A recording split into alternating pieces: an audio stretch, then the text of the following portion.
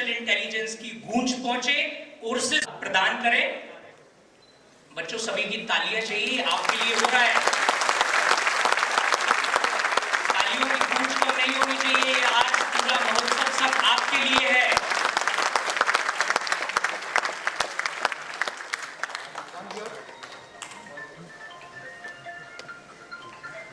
Thank you so much sir. इसी चलते क्रम में कि सेरेमोनियल बेल के साथ माननीय मंत्री जी एवं डॉक्टर हरिओम जी, शिप्रा शर्मा जी, कमलेश जी, उपस्थित गणमान्य स्टेज पर सभी से निवेदन करता हूं कि इस रिंग बेल को बजाते हुए आज पूरे भवन में ये गूंज गूंजनी चाहिए कि एचआर के इंटरव्यूज होंगे। प्रत्येक नागरिक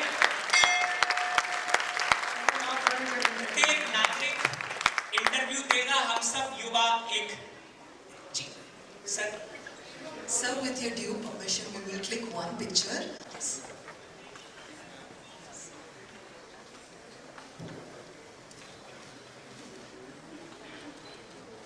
Aditya, you can wait and let Sneha and also join.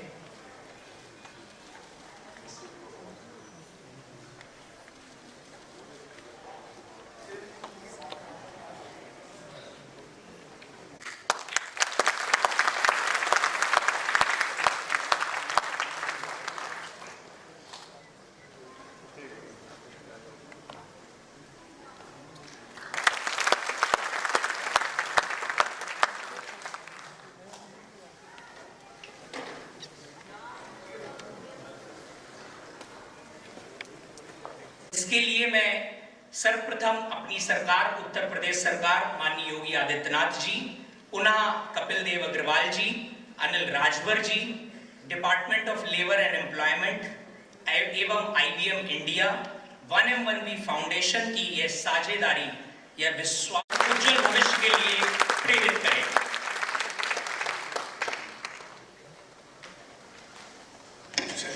सभी को नमस्कार।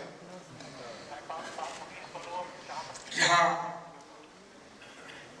IBM के द्वारा बहुत ही शानदार आपके लिए प्रशिक्षण, उसके बाद एम्प्लॉयमेंट जॉब के लिए आपको अपॉर्चुनिटी, तो निश्चित रूप से IBM के लिए, उसके साथ साथ जो कंपनियां यहाँ पर आई हैं, उनके ऑफिसर्स, उनका एक बार तालियां बजा के हम स्वागत कर सकते हैं कि उन्होंने कोई शानदार देने की कोशिश की। यहाँ मैं थोड़ा जानना, आपसे थोड़ा बात करूँगा।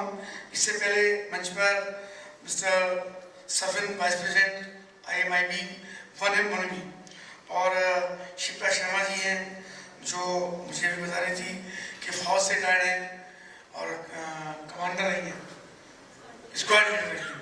तालियां बजाओ इनके लिए, बहुत शुक्रिया। मैंने कहा आप उसके बारे में बच्चों को मोटिवेट करना चाहिए था, स्क्वाड लीडर के नाते भी थोड़ा आप चर्चा करती तो अच्छा लगता। अभी हमारे साथ में कमलेश व्यास जी आए हैं जो डिलॉयट से हैं, और अभी तो बहुत सारी मोटिवेशनल बात कर रहे थे, पर हुआ क्या कि अभी हमारा विधानसभा का सत्र है 11 बजे से, तो मेरा समय इनसे तय हुआ था कि या तो मैं 10 से 10:30 रहूँगा या फिर 12 बजे के बाद आऊँगा। तो 10 से 10:30 का टाइम हमारा फिक्स हुआ, तो उसी क्रम में मुझे अपनी बात करके यहाँ से जाना है, बाकी आपका सेशन चलता रहेगा। मित्रों, थोड़ी ये बताइए कि पोस्ट ग्रेजुएट यानी MTech, MCA ऐसे कितने स्टूडेंट लोग हैं हाफ टाइम पर जो पोस्ट ग्रेजुएट हैं? MTech है, MSc है या MCA है, ऐसे लोग हैं? नहीं है। फिर उसके बाद BTech कितने हैं, यानी ग्रेजुएट, BTech हो, BBA हो, BCA हो, कुछ है। और पॉलिटेक्निक कितने लोगों ने किया है? अच्छा, काफी लोग पॉलिटेक्निक डिप्लोमा से। और फिर ITech कितने लोग हैं? ITech पॉलिटेक्निक ज़्यादा है। और बाकी फिर कितने बचे? BSc, MSc भी कुछ लोग होंगे। BSc कितने हैं? BA कितने हैं? BA भी काफी लोग हैं। ऐसी में थोड़ा समझना चाहता हूँ। तो क्या है कि कंपनी आई है, अभी मिस्टर कमलेश ने कहा कि हम सबको AI में एक्सपर्ट होना पड़ेगा। तो AI तो अभी है, ठीक है ना? तो होता कैसे, मतलब क्या है कि जो चीज लेटेस्ट है हमको समय के साथ चलना पड़ेगा। पहले मोबाइल नहीं था, बेसिक टेलीफोन होते थे डायल नंबर वाले, अब कोई यूज करता है उसको? नहीं करता। आप बहुत छोटे हो उस समय जब वो नंबर यूज होते, मोबाइल उसके बाद आए, और हम छोटे थे अभी, तो हमें किसी ने शुरू में कहा कि यार ऐसे मोबाइल आएंगे, ऐसे टेलीफोन आएंगे जो बिना तार के बात हो सकेगी, एक फोन यहाँ एक फोन वहाँ है, समझे? तो हमने कहा बिना तार की कैसे बात हो सकती, चूंकि तो तार वाले टेलीफोन थे, और उससे भी पहले ट्रंक कॉल आया करती थी, अब पीपी नंबर हुआ करता था कि पीपी नंबर यानी पड़ोसी का नंबर, पड़ोसी परेशान ऐसे कि उसके मजाक क्या करते थे, पीपी नंबर किसे दे दिया और उस पे नंबर लोग घंटों घंटों वेट करते थे, कॉल के लिए घंटा वेट करना पड़ता था।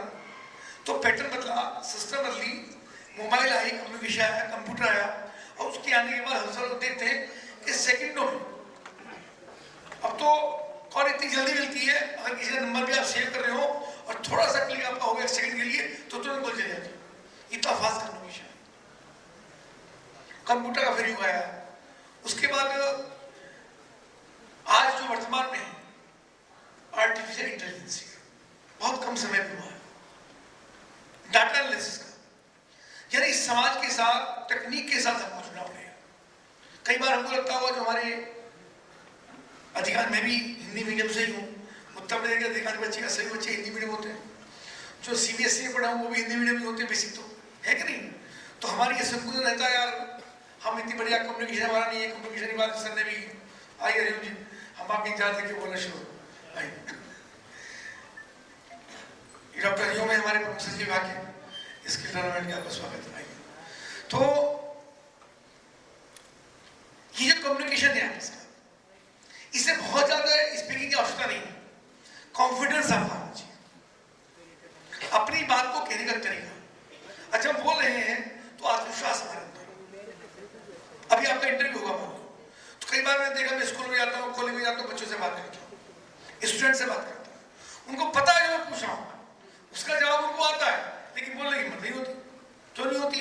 कि पड़ोसी सोचेगा कि यार ये बहुत होशियार बन रहा है ना, पड़ोसी तो लग रहे हमारे मित्र हैं, हमारी फ्रेंड्स हैं, चाहे गर्ल्स हो या बॉयज हो, उनसे लगता है यार ये बोलेगा तो हेजिटेशन होता है उनकी वजह से, गड़बड़ हो गई तो मजाक करें, ये होता है नहीं होता, उसके कारण से बोल नहीं पाते, उसके कारण से क्या होता है कि हमारा प्रेजेंटेशन हो जाता है। तो मैं आपसे चाहूंगा कुछ भी करें, बहुत सारे चीजें अपॉर्चुनिटी आपकी आएंगी, जो टेन्योर आपका चल रहा है, अब ये कंपनी है, इस कंपनी ने मान लो आपसे जॉब दिया आपको 25,000 की, 30,000 की, 40,000 की, 20,000 की, करने के बाद आप बोले तो अच्छी नहीं है, तो बहुत खराब है, इसमें क्या हुआ, 20-25,000 में होता भी क्या है, बहुत कम है कि नहीं? तो आपका मन फिर वहां से टूटेगा, या कहीं और देखो, फिर दूसरी कंपनी में आप जाओगे, फिर तीसरी में आप जाओगे, मन ऐसे रहता है, क्योंकि जिम्मेदारियां बहुत है, लाइबिलिटीज हैं, परिवार की, अपनी बहन की, माता पिता की, और बहुत सारी चर्चा मैं करना चाहता हूँ, आप भी जानते हो बहुत सारे लाइबिलिटीज हैं।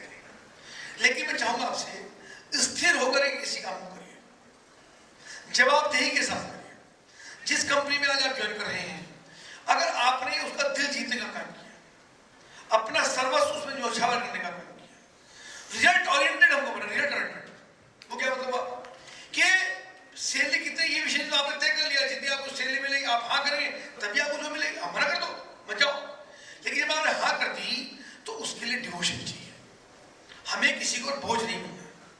अगर किसी कंपनी में आप बोझ बन जाएंगे तो वो आपको 20,000 रुपये नहीं देगी, 3 महीने में कान पकड़े बाहर कर जब आप बस करें, क्या करना, हम उसकी जरूरत बनना है, जो जरूरत के लोग हैं उसी को लोग प्यार करते हैं। जो आयु हमारी है 22 वर्ष की, 21 वर्ष के बाद तो माता पिता को लगने लगता बेटा कुछ काम करो, अब तुम बड़े हो गए, मैंने अपनी जिम्मेदारी निभा दी, तुमको पढ़ा लिखा के बड़ा कर दिया, आप अपने पैरों में खड़े हो। तो माता पिता भी चाहते हैं कि बेटा कुछ करे, तो कंपनी फिर आपको क्यों जाएगी कि आपको ढोएगी, तुमको ढूंढना नहीं है, हमको अपनी जवाबदेही तय करना है। और जब आप रिजल्ट देंगे, कंपनी को जो काम आपको मिला है उसमें आपने परिणाम उसका देने का काम किया, ऐसा नहीं होता कंपनी में आपका प्रमोशन हो। प्राइवेट सेक्टर ही जिसमें प्रमोशन की पास संभावना होती है, गवर्नमेंट सेक्टर में तो सब लोग सिलेक्शन एक साल होता है, हमारे प्रमुख सचिव भी आए हैं, IAS ऑफिसर हैं, तो सीनियरिटी वाइज होता है। डाउन तो हो सकता है कि कोई निगेटिविटी हो गई, कोई बैकडोर पे कोई एंट्री होगी, कोई निगेटिव रिपोर्टिंग होगी, तो डाउन तो हो सकता है, अपर नहीं हो सकता। लेकिन प्राइवेट सेक्टर में अपार संभावना रहती है आपके आगे बढ़ने की। आप आज यहाँ कल यहाँ हो सकते हैं, केवल आपका रिजल्ट होना चाहिए, आपकी मेहनत होनी चाहिए। और काम को सीखना, सीखने की कोई उम्र नहीं होती, हमेशा लगातार सीखते रहिए, हमेशा स्टूडेंट बन के रहना। और 2-4 बातें मैं आपसे वो करूँगा। वर्तमान में जैसा माहौल हमने देखा, अभी दिल्ली के अंदर हमने देखा कि कुछ लोगों ने प्रदर्शन किया, दिक्कतें हैं, मानता हूँ, सरकार नहीं माना है कि जब इतने सारे नौजवान बैठे हैं, उनके हाथ में रोजगार नहीं होगा, परेशानी होगी, जॉब नहीं मिलेगा या उसकी इच्छा का रूप नहीं मिलेगा, तो चैलेंजेस सामने होते, तनाव आदि होता है, तो कुछ आदमी करता है। लेकिन हमें सीमाएं होनी चाहिए, हमारा व्यवहार कैसा है, हमारा आचरण कैसा है, हम समाज के प्रति हमारी जिम्मेदारियां क्या है। पढ़ाई, परिवार के प्रति दायित्व एक अलग विषय है, समाज के प्रति दायित्व आपका अलग विषय है। जो कंपनियां बैठी हैं जिन्होंने आपको बुलाया कि हमारा डिपार्टमेंट स्किल डेवलपमेंट का, या सरकार आपके लिए काम करती है, ये सब क्या है, अपने अपने दायित्व का निर्वहन करें आपके लिए। प्रधानमंत्री नरेंद्र मोदी जी ने स्किल्ड को इतना संरक्षण देने का काम किया, प्रोत्साहित करने का काम किया। आदि मुख्यमंत्री योगी आदित्यनाथ जी ने हर प्रकार का बजट व्यवस्थाएं, कक्षा 6 से लेकर के 8 तक, 9 से लेकर 12 तक और 12 के बाद ग्रेजुएशन तक, कि सब बेटियां, सब बच्चे स्किल्ड कैसे हो, डिफरेंट सेक्टर्स के अंदर जिसमें आप रुचि हो, कम से कम 250 सेक्टर्स काम करने के पास संभावना है। और होता क्या है, सबको सरकारी नौकरी चाहिए, सरकारी नौकरी सबको नहीं मिल सकती।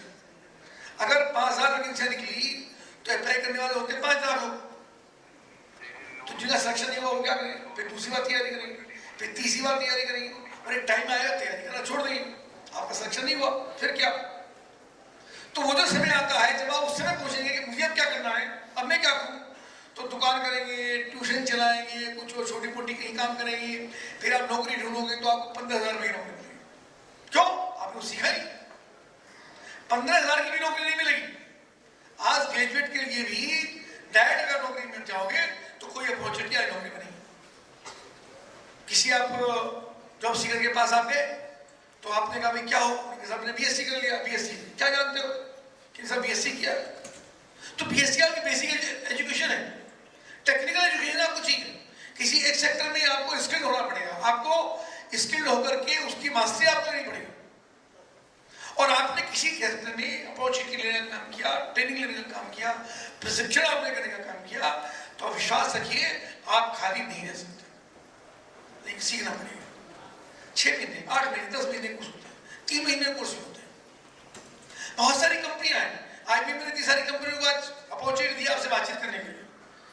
इन कंपनियों का टाइम रखिए, दोबारा फिर आदि मुख्यमंत्री जी, आदि प्रधानमंत्री लगातार इस प्रकार के मेले और आयोजन करने का काम करते हैं। एक शानदार हॉल में इतने बड़े जो वेन्यू है, इसमें आपका कार्यक्रम हो रहा है, तो सड़कों पर ही बुलाया। तो सरकार की जिम्मेदारी, इसलिए आपको इन्वाइट किया, इसलिए हम लोग, हमारा डिपार्टमेंट इन कंपनियों से बातचीत करके हमेशा ऐसे कम्युनिकेशन रखता है कि आप आइए और युवाओं को बुलाइए, उनका कनेक्शन करके उनको जॉब देने का काम करिए। आपकी जिम्मेदारी है कि आप मोटिवेशन के साथ, कॉन्फिडेंस के साथ आप आगे बढ़ेंगे। जो चर्चा में आपसे भी कर रहा था कि हमारा दायित्व इस समाज के प्रति भी है, लोग बहका भी नहीं है, कुछ भी खराब बोल देंगे, कैसा व्यवहार कर देंगे, राष्ट्रीय संपत्ति को तोड़फोड़ कर देंगे, पुलिस कर्मियों पर लाठीचार्ज कर देंगे, पत्थरबाजी कर देंगे, भाई वे कौन है। अभी जो हमारी बैठी है मैडम शिप्रा जी, अभी आपके IBM की इंचार्ज हैं और यहाँ पे CSR के हेड हैं, और मुझे पता है कि स्टूडेंट हेड रही है। अब ये मानो ड्यूटी में पथराव कर देंगे, मानो ड्यूटी बहुत ही है, कहीं नहीं ड्यूटी उसमें रही होगी, तो वो भी तो हमारे परिवार के लोग हैं, ये बच्चे किसके, हमारे बहन भाई तो हैं, हमारे माता पिता तो हैं। पर किसी के बहकावे में आके कुछ भी कर देंगे, समाज का हित करेंगे, तो विश्वास जानिए आप भी उससे बच नहीं सकते। इतनी जिवाद है सरकार इस समय काम कर रही है। प्रधानमंत्री जी का व्यक्तित्व देखिए तो समझने की कोशिश की, कितने विदुषता हमारे संबंध हैं। दुनिया के विश्व स्तर पर प्रधानमंत्री नरेंद्र मोदी लीडर के रूप में अपने आप को उन्होंने स्थापित करने का काम किया। भारत का तिरंगा ऊंचा हो रहा है, बोलो बताइए भारतीय जयकार हो रही कि नहीं हो रही दुनिया में। आप जाकर देखते हो, जब कहीं आते, अमेरिका जैसी महाशक्ति आज भारत को समानता का अधिकार देकर के कंधे से कंधा मिलाकर काम करती है। पाकिस्तान रोज हमको धमकाने का काम करता रहा, आज निम्याने का काम करता है। चाइना जैसा देश जो अपना महाशक्ति मानता, वो भी आज एक दोस्ती का व्यवहार करके और आगे दिखाने का काम नहीं करता। अभी कितनी बड़ी समस्या जब ईरान और अमेरिका के युद्ध के अंदर आई तो पूरी दुनिया के अंदर क्रूड ऑयल, डीजल, पेट्रोल कितनी हाहाकार मची है। आप चर्चा करिए, सोचिए विश्व जगत में कितने शानदार संबंध हमारे रहे होंगे, तब जाकर के हमने को नियंत्रित रखने का काम किया। गैस की समस्या आई, एक जमाना था पूर्व की सरकार के अंदर जब गैस के लिए 4-4 घंटे की 6-6 घंटे की लाइनें लगती थी। किसी भी तरीके से क्या हो, गैस की सप्लाई सरकार ने बरकरार रखने का काम किया। शिक्षा के क्षेत्र में मैं आपको बता दूं कि जितने भी IITs, IIM, medical college, engineering college, polytechnic, ITIs, अब ये लिस्ट उठाइए कि मैं बताऊंगा तो आपको लंबा विषय हो जाएगा। किस लिए? ताकि हमारे बच्चे पढ़ सके। तो मेरा आपसे निवेदन है कि अपने दायित्व निर्वहन करते रहिए। हम सबको मिलकर के जो उत्तर प्रदेश का $1 ट्रिलियन का लक्ष्य हम सबका है, देश का $5 ट्रिलियन का लक्ष्य, हम सबको उसको पूरा करना है। वो तभी होगा जब आपके चेहरे पर मुस्कान होगी, जब आपके सपने साकार होंगे। तो पहली सीढ़ी ये है कि हमको आपके सपने साकार करने हैं, आपको आगे बढ़ाना है, आपके परिवार के दायित्व उसको निर्वहन करना है। और जब वो होगा तो हम सब मिलकर के जब ताकत लगाएंगे तो देश का सपना साकार होगा, देश आगे बढ़ेगा। मैं IIM की पूरी टीम को, यहाँ आए जितने भी जॉब की कंपनियां यहाँ पर आई हैं उन सबको और आप सबको मेरी ओर से शुभकामनाएं। लेवल 5000 वैकेंसियाँ लेकर के आज ये टीम यहाँ पर आई है। उसके बाद ये कार्यक्रम चलते रहेंगे, ये ऑनलाइन भी है और फिजिकल भी है। मैं सभी को धन्यवाद देकर के अपनी बात विराम देता हूँ। हमारा MOU होगा, MOU के बाद फिर हम सब लोग चल सकेंगे।